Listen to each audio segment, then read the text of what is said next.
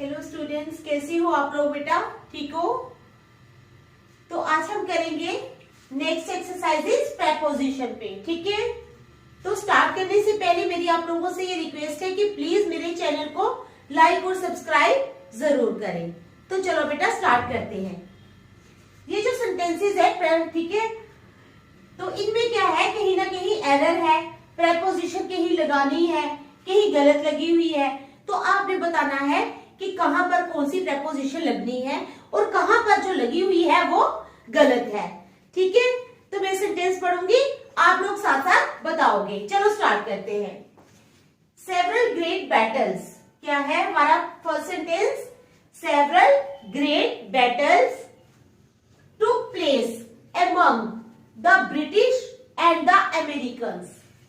Several great battles, बहुत सारी जो great battles हैं वो किन के बीच में हुई? took place among the British and the Americans.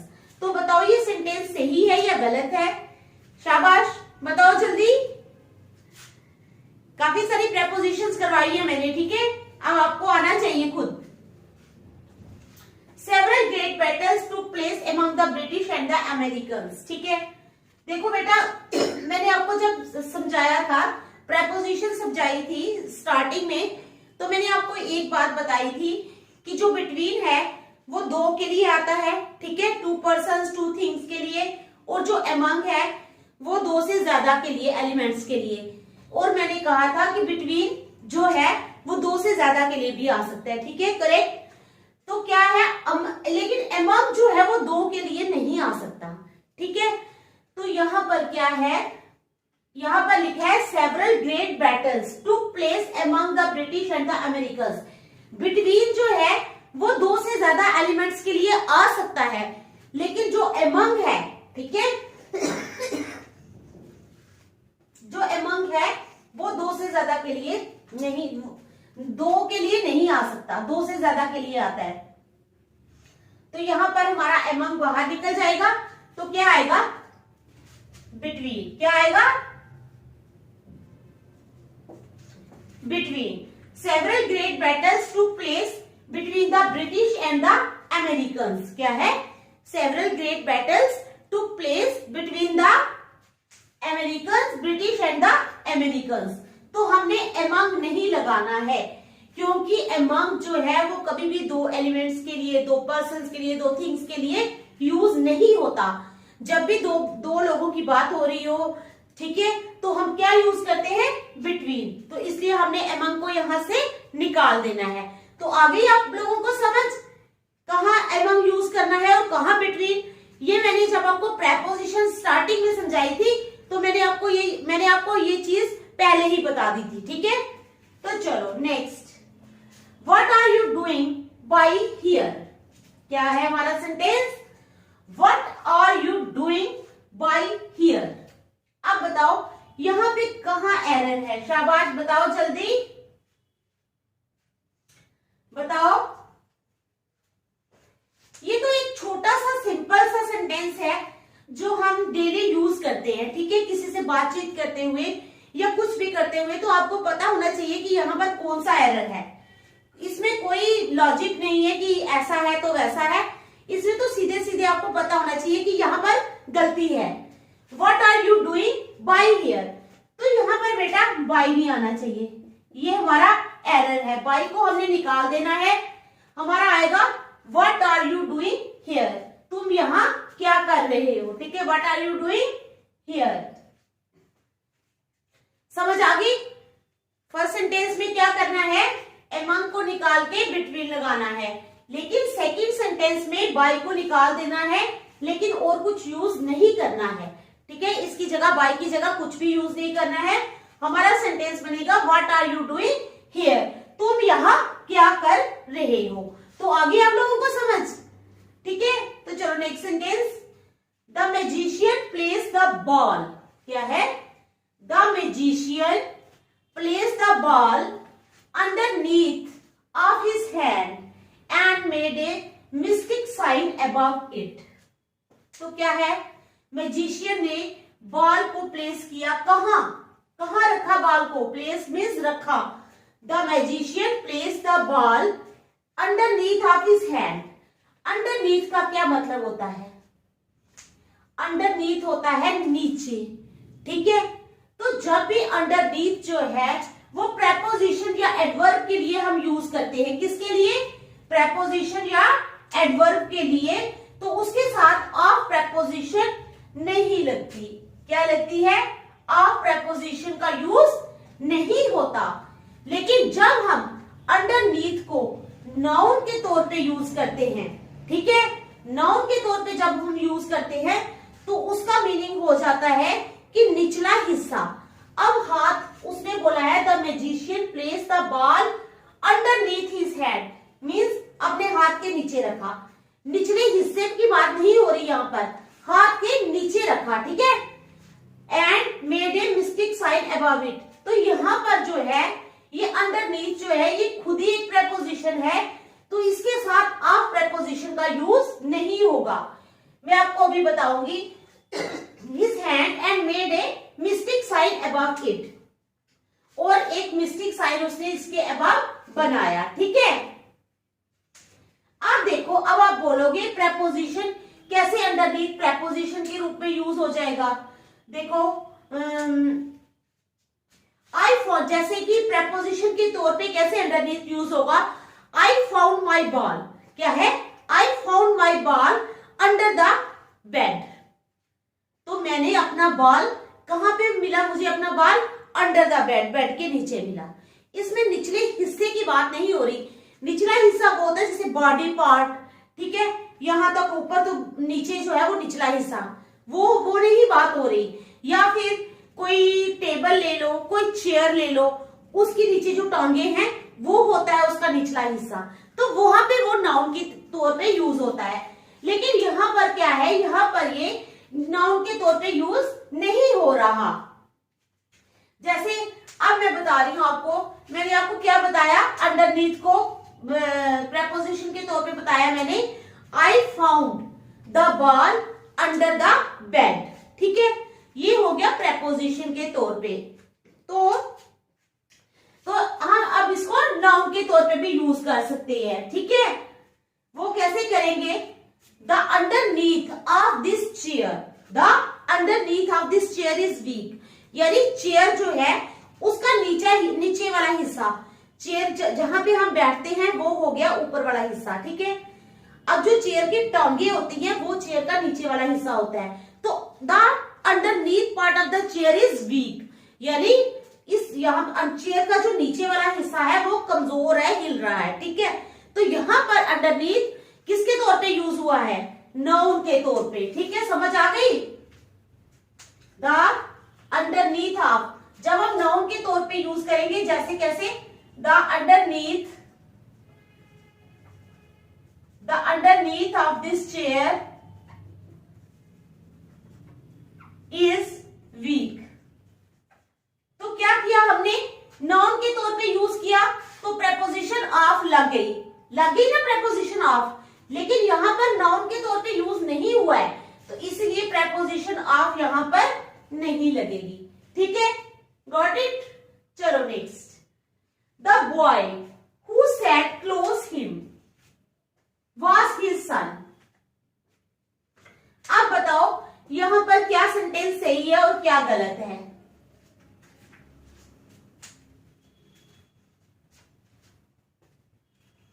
The boy who sat close him was his son. तो क्या ये सेंटेंस आपको सही लग रहा है? The boy who sat close him, क्या है? The boy who sat close him was his son. ये सेंटेंस करेक्ट नहीं है। क्यों नहीं है? कहता है the boy who sat close to him, यहां पर प्रेपोजिशन टू लगेगी। क्यों लगेगी? क्लोज टू हिम मीन्स जो लड़का उसके पास बैठा, क्लोज टू हिम। हम हमेशा किसका यूज करते हैं? Close to him, close him का यूज नहीं करते। The boy who sat close to him was his son. तो समझ आ गई? क्लोज टू हिम मीन्स किसी के नजदीक बैठना, close to him, close to him means किसी के नजदीक बैठना। तो चलो next. He was going to like the clothes, he was going to like the clothes she bought to the trip. वो कहाँ जा रहा था, किसी लड़की ने कपड़े खरीदे होंगे, कोई भी हो सकती है, बहन भी हो सकती है, कजन भी हो सकती है, ठीक है। ही वॉज गोइंग टू, वो जा रहा था, लाइक द क्लोथ्स, किसको, पसंद करने के लिए। She bought to the trip, किसके लिए खरीदे उसने। अब हम जब हिंदी में बोलते हैं तो हम क्या बोलेंगे कि जो उसने ट्रिप के लिए कपड़े खरीदे थे, ट्रिप के लिए, तो क्या यूज होगा, टू द ट्रिप नहीं आएगा, ठीक है।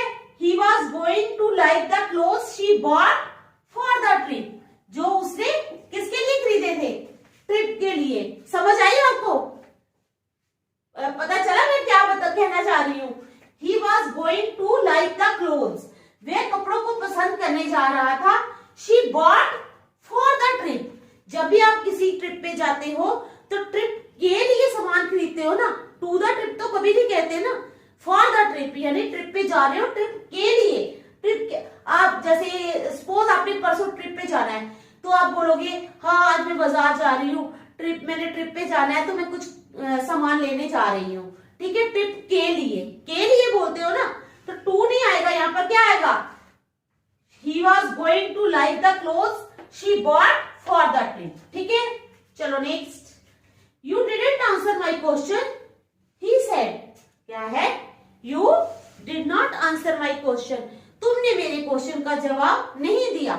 You did not answer my question, he said, stepping to her, stepping to her. तो बताओ यहाँ पर एरर कहां पे है, शाबाश बताओ, शाबाश,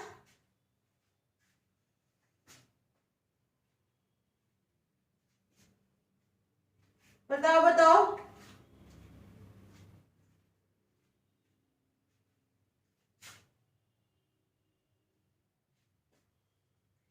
यू डिड नॉट, कोशिश करो,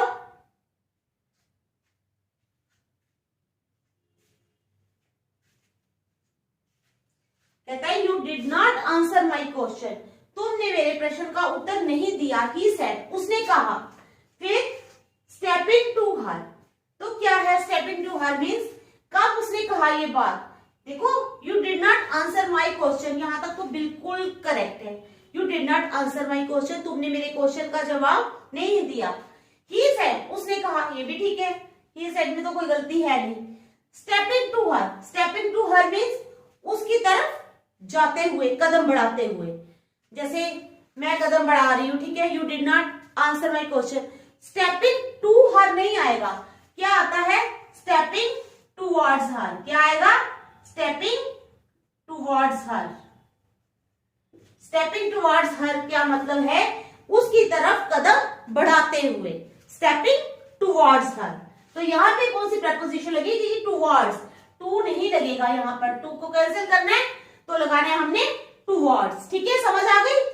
चलो next, at this moment that terrible door, क्या है, क्या कहता है, एट दिस मोमेंट, इस क्षण, दैट टेरिबल डोर, वो जो खतरनाक दरवाजा था, ठीक है, बर्स्ट नॉइसली, ठीक है, वो ऐसे शोर मचाते हुए, ऐसे जिस तरह कोई फटती है चीज, खुल गया, open and banged for the wall.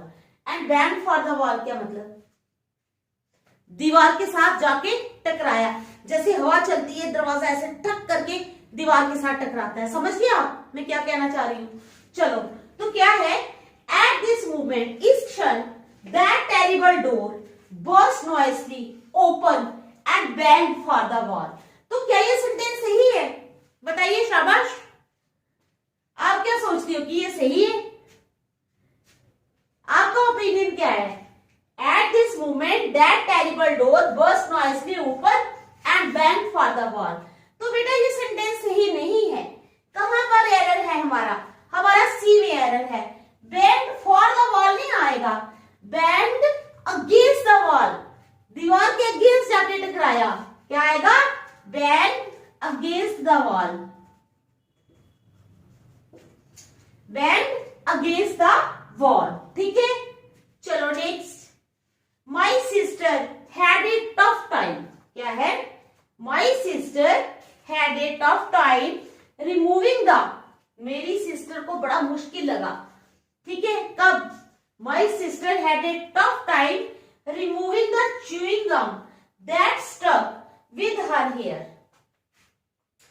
तो यहां पर क्या विद का प्रयोग होगा? नहीं होगा, that stuck in her hair. तो विद की जगह क्या आएगा? इन हर हेयर, क्योंकि वो च्यूइंग गम है, वो बालों के अंदर भी जाके चिपक सकता है, तो यहाँ पर विद नहीं यूज कर सकते हम। हमने किसका यूज करना है यहाँ पर? इन का, ठीक है। My sister had a tough time removing the chewing gum that stuck in her hair, that stuck in her hair. तो चलो next, I took the shortest way, ठीक है, क्या है? I took the shortest way through the little park close the palace. मैंने shortest way अपनाया, जो छोटा रास्ता है मैंने उसको अपनाया। I took the shortest way through the little park, जो लिटिल वहां पे पार्क था उसमें से जो छोटा रास्ता था, I took the shortest way through the little park close the palace. Close the palace नहीं आएगा, बिहाइंड द पैलेस, पैलेस के पीछे जो छोटा पार्क था वहां का रास्ता अपनाया, तो क्या आएगा? Behind the palace. I took the shortest way through the little park behind the palace, ठीक है। बिहाइंड द पैलेस का अर्थ है महल के पीछे। क्लोज द पैलेस क्या मतलब हुआ? इसका मतलब है little park behind the palace. चलो next, a slow smile worked its way cross his face and into his eyes. देखो ये सेंटेंस थोड़ा सा कॉम्प्लिकेटेड टाइप है, ठीक है, थोड़ा ध्यान से देखना है इस सेंटेंस को। कहते हैं I took the, no, a slow smile worked its way cross his face and into his eyes. तो क्या समझ आ रही है आपको? ये स्लो स्माइल क्या होती है? ऐसी छोटी सी मुस्कुराहट। Worked its way cross his face and into his eyes. तो यहां पर क्या होगा? जो क्रॉस वर्ड है ये क्रॉस वर्ड नहीं आएगा, क्रॉस की जगह एक्रॉस आएगा, ठीक है। क्यों? क्योंकि ये फ्रेज है। क्या फ्रेज है? बताओ क्या फ्रेज है? स्माइल, फ्रेज पूरा क्या बनता है? स्माइल अक्रॉस द फेस, ये हमारा फ्रेज होता है। यहां पर द नहीं लगेगा, हिज तो हिज ही आएगा। लेकिन ये मैं आपको फ्रेज बता रही हूं कि फ्रेज है क्या? स्माइल अक्रॉस हिज फेस, ठीक है। तो ये हमारे पास फ्रेज है। यहां पर हम फ्रेज को फ्रेज की तरह यूज करेंगे।